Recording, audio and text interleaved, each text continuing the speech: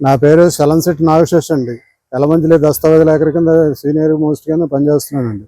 తర్వాత ప్రభుత్వం వారు ఆంధ్రప్రదేశ్ ప్రభుత్వం వారు 2.0 విధానంలో కొత్తగా ఒక విధానం పెట్టారండి. ఏంటంటే అమ్మి వాళ్ళకి కొన్ని వాళ్ళకి ఓటీపీ విధానం అన్నది ఒకటి ప్రవేశపెట్టారు.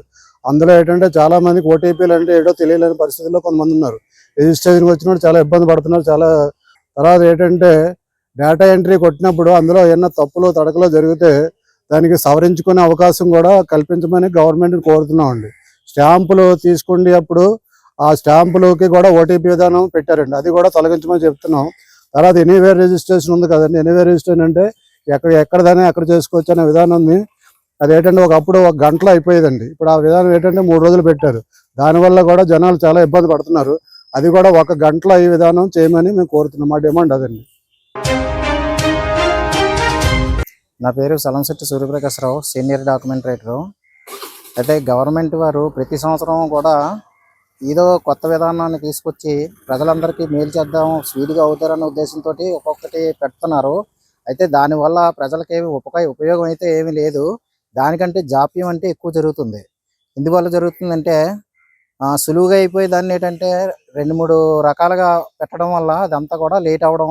ఈ 2-way సిస్టమ్ పెట్టిన కాడి నుంచి ప్రతి ఒక్కరికి కూడా ఏంటంటే ఎవరు పడతాలు రాసుకోవచ్చు అని చెప్పారు. కాకపోయేటట్టయితే అవన్నీ చేయాలనేటట్టయితే దాని మీద అవగాహన ఉండాలి. అవగాహన ఉన్న వాళ్ళు ఎవరూ లేరు.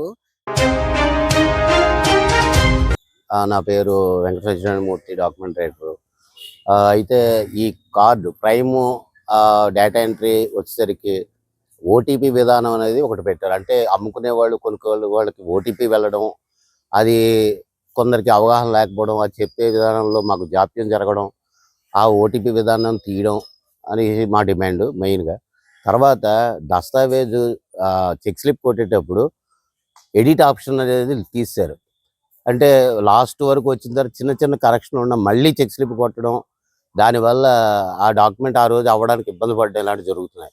కావున ఆ చెక్ స్లిప్ కరెక్షన్ చేసే అవకాశం, ఓటీపీ విధానం రద్దు చేయాలని, మరియు ఎనీవేర్ డాక్యుమెంట్స్ అంటే ఎనీవేర్ ఎక్కడి నుంచి ఎక్కడికైనా చేసుకొచ్చిన విధానం పెట్టారు. అయితే పద్ధతి బాగుంది.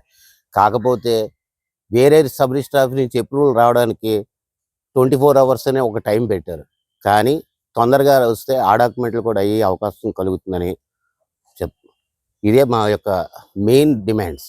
సబ్స్క్రైబ్ చేయండి, లైక్ చేయండి, షేర్ చేయండి. మీ5 లోకల్ న్యూస్ ఛానల్.